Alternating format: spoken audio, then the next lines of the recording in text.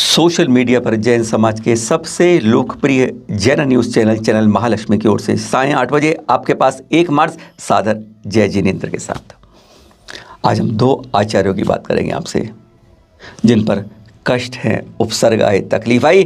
अब क्या हालात है, क्योंकि उसके बाद की पूरी रिपोर्ट जब तक जानकारी ना मिले तब तक मन को सही स्थिति नहीं मालूम चलती है। पहले एक आचार्य हमारे 5 मुनिराज संघ के साथ विहार करते करते उस गौशाला मंदिर में पहुंचे थे। दर्शन करते हैं, आगे बढ़ने के रोकते हैं, उनको विनय करके रोक दिया जाता है कि मौसम प्रतिकूल है। आचार्य श्री पूरे संघ के साथ अभी आगे मत जाइए, आज यहाँ ठहर जाइए, कल विहार से पहले आहार करिएगा, उसके बाद विहार करिएगा। आचार्य जी कहते हैं इतनी इन्होंने उत्सुकता है, इनमें भक्ति है, क्यों नहीं आज रुक जाते हैं। और मौसम भी प्रतिकूल है, वह रुक जाते हैं। अगले दिन सुबह होती है और फिर आहार की चर्चा का समय होता है। वह पता करते हैं कि सामने उस गौशाला मंदिर के महामंत्री सामने आते हैं, नमोस्तु करते हैं और वो पूछते हैं आहार की व्यवस्था के बारे में। कहते हैं कौन सा आहार, कैसा आहार, किसका आहार, यहाँ पर कोई व्यवस्था नहीं होती है। वह फ़ोन कर देते हैं 20 किलोमीटर इधर भी कि आहार लेकर आओ, अपने आचार्य श्री को आहार कराओ। बड़ी विकट स्थिति, आहार की इस स्थिति को देखकर भांपकर बात आचार्य श्री के कान तक पहुंचती हैं। वे हल्का सा मन मुस्कुराते हैं और हाथ जोड़ते हैं, कहते हैं चलिए करते हैं विहार। और जब गेट पे पहुंचते हैं वही महामंत्री बोलते हैं, तो वह हाथ जोड़कर विनय नहीं करते कि आहार करके जाइएगा। वह पूछते हैं कि कहाँ जाना है, यहाँ जाना है, चलिए इस साइड से जाइएगा, आपका विहार के लिए रास्ता यही है, चाहिए 15 किलोमीटर दूर। कोई साथ नहीं जाता है। यह शोचनीय व्यवस्था आज हमारी आहार और विहार में संतों के साथ हो रही है, जो हमारे समाज के ऊपर, हमारे ऊपर एक तमाचा है, बहुत सख्त तमाचा कि हम संतों के प्रति, गुरु के प्रति इस तरह का भाव रखते हैं।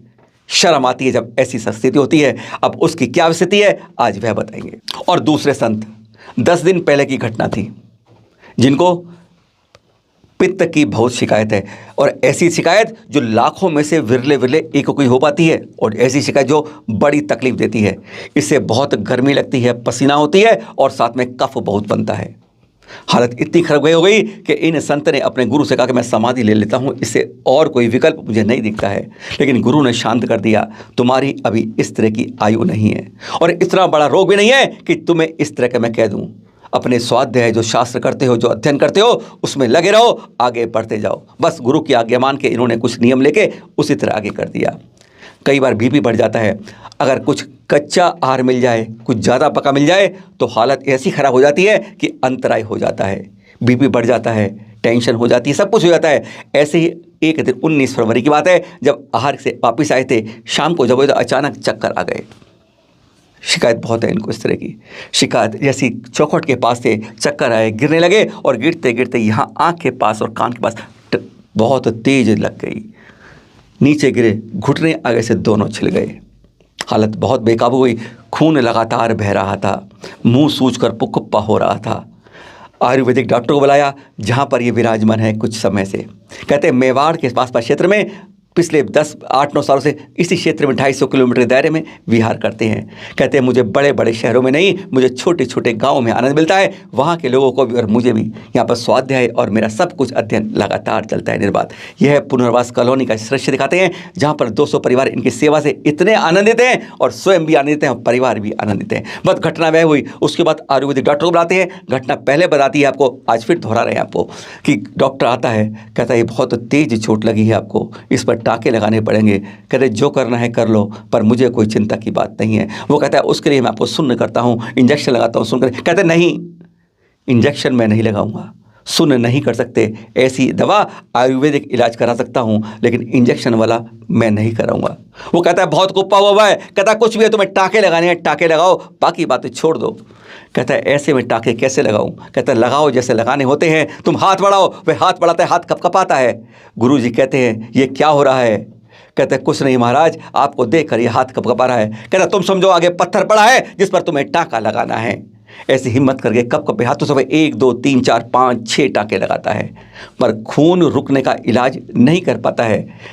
5 घंटे तक खून निकलता रहता है, सूज जाता है, गले में अब आवाज़ बंद हो जाती है, कुछ नहीं बोलते। और आज की तारीख तक आचार्य श्री मौन है। तब से जो आचार्य हर समय खिलखिलाते रहते हैं, हंसते रहते हैं, मुस्कुराते रहते हैं। पहले वह देखिए उनका मुस्कुराना पहले कैसे था, पहले वह देखिए। रात भर नींद नहीं आती, ऐसा भयानक उपसर्ग के रूप में दर्द से कराहते पर मुंह पर शिकन नहीं आती। अब चबाना मुश्किल हो गया था, बिल्कुल बोलना मुश्किल था, बिल्कुल मौन रख लिया। भक्तों ने कहा, श्रावकों ने कहा, महाराज कहीं चल नहीं सकते, घुटने छिले पड़े हैं, खड़ा हो नहीं पा रहे हो, तो क्यों नहीं हम आहार आपको मंदिर के प्रांगण करवाते हैं। बिल्कुल नहीं, इशारों कर दिया, मैं जाऊंगा श्रावक के घर जाऊंगा, क्या कुछ भी हो जाए, आहार करूंगा तो वही करूंगा, नहीं तो निराहार रहूंगा। एक आदमी पकड़ के ले जाता है, देख रहे हैं आप दृश्य, इस तरीके से पकड़ कर आहार कराया जाता है, हल्के हल्के ले जाते हुए। अब 10 दिन बाद क्या सुधार आया है, अभी भी टाँके लगे हुए हैं, मुंह सूजा हुआ है, आवाज़ नहीं है, बिल्कुल मौन है, 10 दिन से कुछ नहीं बोल रहे हैं। स्वाध्याय लगातार चलता रहा है। और अब सुनिए, पहले हमने मदोक जैन जी जो यहाँ पर थे उनसे हमने पूछा, तो उन्होंने आज अप टू डेट हाल क्या है, एक बार वह सुनते हैं। आज उस घटना को 10 दिन हो चुके हैं और हमारे आचार्य भगवान का जो स्वास्थ्य है वह काफ़ी सुधारात्मक है। गुरुदेव के जो बीपी वगैरह और यूरिन वगैरह की समस्या है वो भी अब कंट्रोल में है, सूजन भी हल्की सी कम हुई है। अब गुरुदेव को रिकवर, वो जो सूजन और जो घाव है उसको पूरा सूखने में थोड़ा और समय लगेगा। गुरुदेव अभी मौन रूप से ही साधनारत है। संघस्थ साधु और श्रावकगण शास्त्र वाचन के द्वारा गुरुदेव का जो स्वाध्याय क्रिया वो दिन भर रहती है। गुरुदेव का आहारचर्या भी अच्छी तरह से हल्के रूप में संपन्न हो रही है। साथ ही कहना चाहूँगा कि पुनर्वास कॉलोनी श्री समाज, यहाँ का प्रत्येक बच्चा, बूढ़ा, नौजवान सभी गुरुदेव की वैयावृत्ति में अग्रसर है, जिससे गुरुदेव का जो स्वास्थ्य है वो शीघ्र सुधार आ रहा है। और उसमें एक और मुख्य कारण है गुरुदेव का मजबूत आत्मबल। 40 से 50 वर्षों की जो उनकी आत्मबल की जो साधना है उसकी वजह से गुरुदेव का स्वास्थ्य और अच्छा सुधार हो रहा है। मधु भाई से लंबी बातचीत का थोड़ा सा अंश सुना दिया आपको, यानी चिंताएं खत्म हो गई हैं, पर अभी दर्द बाकी है, आवाज़ नहीं निकल रही, मौन है। और देखिए किस तरीके से दर्द रहा, पीड़ा रहा, रात को लेट के आराम करते, नींद नहीं आ रही है, दिन में लेटते नहीं है, हर समय स्वाध्याय अध्ययन अब खुद नहीं कर पा रहे हैं, तो एक जना लगातार अध्ययन कराता है, शास्त्र स्वाध्याय करता रहता है। जैसे दृश्य दिख रहे हैं, हर समय ये लगातार श्रावक बदल जाता है, साधु आ जाता है, बहन जी आ जाती हैं, लेकिन यह स्वाध्याय रुकता नहीं है। यह है ज्ञान की बात। एक दो नहीं, गूगल के बाद अगर सबसे ज़्यादा भाषा जानते हैं तो ये जानते हैं, 30 भाषाएं जानती हैं, जानते होंगे आप लोग।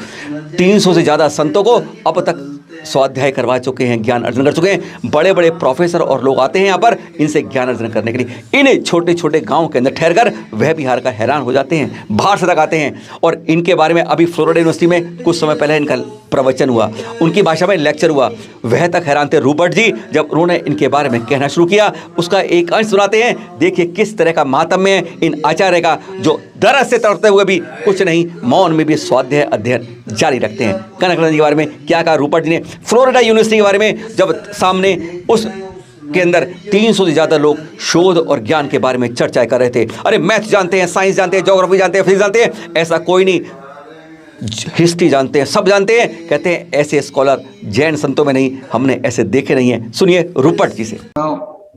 One can never do justice in introducing him. Acharya Kanaknandi Ji Maharaj is quite a unique scholar. He is a master of 30 languages. Let me repeat, 30 languages. I don't believe I've ever known anybody else who is a master of 30 languages.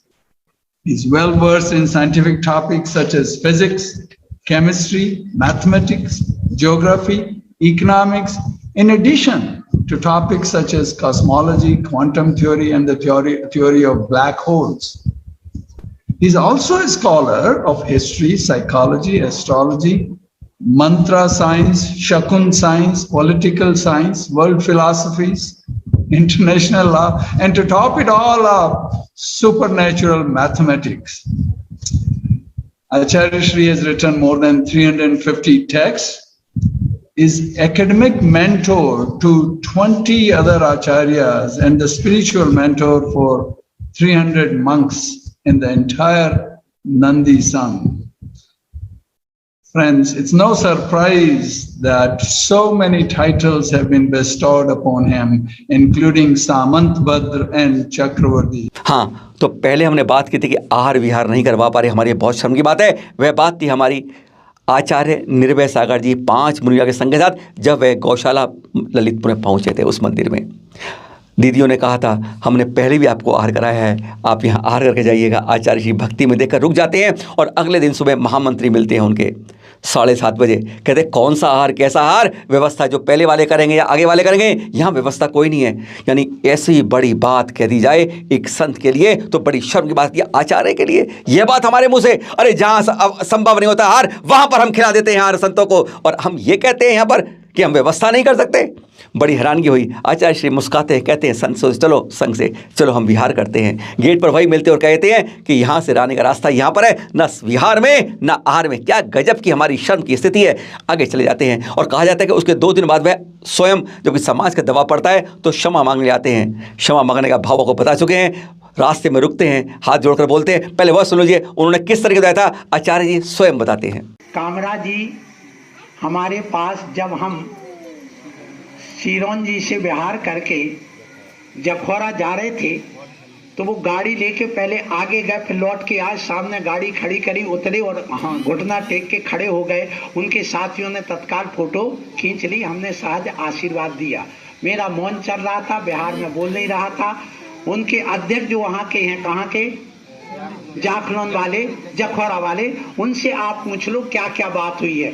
हमने इशारा कर दिया भैया मेरा मौन है, आप आगे चलिए वहां बात करेंगे, रास्ते में बात नहीं होती। हमारे गुरुदत्त सागर जी महाराज ने कहा, जब उन्होंने कहा महाराज क्षमा करो जो भी भूल चूक हुई हो तो आप क्षमा करिए, इतना कहा। महाराज ने कहा ऐसी क्षमा नहीं होती, आप वहां चलिए, बैठ के चर्चा होगी तब होगी। और बस वो कहने हमें जाना है, गाड़ी में बैठी वो चलेगा, बस इतनी बात हुई है। ना हमने कोई क्षमा की है, ना उनने हमसे अलग से कोई क्षमा मांगी है, ना हमारी कोई बात हुई है, ना चर्चा हुई, आशीर्वाद। हम लोग पहुंचे 1:30 बजे, वहां पर आहार चर्या हुई सामायिक के बाद 3 बजे से 4 बजे, और फिर उसके बाद कुछ नहीं। हम लोग आए, हमें तो सबके प्रति प्रेम भाव है, अपनत्व है, हमें कामरा जी से भी कोई दुश्मनी नहीं है, ना कुछ है। बस इसलिए हम लोग अपने स्वाभिमान की रक्षा के लिए वहां से विहार कर आए थे, आशीर्वाद। पर समाज नहीं माना, कोई नहीं माना। इस तरीके से क्षमा नहीं होती है, ये गलती भूल सुधार नहीं है, ये तमाचा है, एक प्रकार से एक व्यंग करा गया है आपने। आखिरकार फिर वह घटना हुई। कल हमारे वही विनोद कामरा जी पूरे इस लोगों के साथ पहुंचे आचार्य निर्भय सागर जी के पास, और फिर उन्होंने किस भाव क्षमा मांगी, जरा वह दृश्य देख लीजिए। यह दृश्य है। नमोस्तु नमोस्तु दिगंबर जैन पंचायत समिति और सम्मानित समाज श्रेष्ठी श्रीमन से विनोद कामरा जी के बीच में जो मतभेद थे वो आपके सानिध्य में आज यहाँ खत्म होते हैं। आगे इसी में किसी तरह की कोई चर्चा नहीं होगी। आपसे विनम्र अनुरोध है कि हम सभी लोगों को क्षमा करें, विवाद को खत्म करें।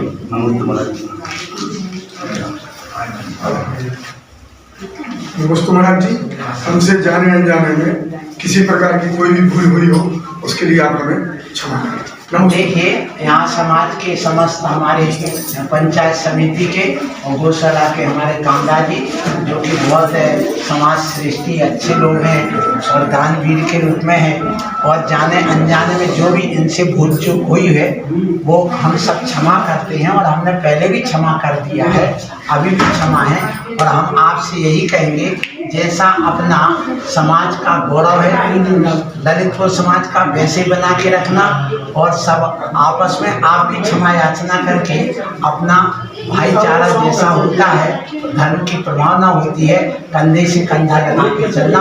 हमारी तरफ से पूर्णतः सब आप सबको समाज को और कामरा जी को क्षमा याचना, और सब कुछ अच्छा है, हमें बड़ी प्रसन्नता है। 2 संतों की यह कहानी सुनाई, आपको जुबानी बताई, पहले की और आज की। कहते हैं हम लोग सुधरते जाएं, आचार्य श्री सुधार मिले उन्हें स्वास्थ्य के अंदर कनक नंदी जी को, और आहार विहार में हम जागृत हों। आज दिखाने का ध्येय यही था, जागना होगा समाज को आहार विहार के लिए, अपने संतों की सुरक्षा के लिए। और किस तरह की पुनर्वस्करणी कर रहे हैं वह भी उनकी श्रद्धा भक्ति संत परिवारों की बहुत धन्य है। दोनों संत हमारे चिरायु हों, स्वस्थ रहें और आगे हमें उपदेश देकर मंगल रहें। सादर जय जिनेंद्र।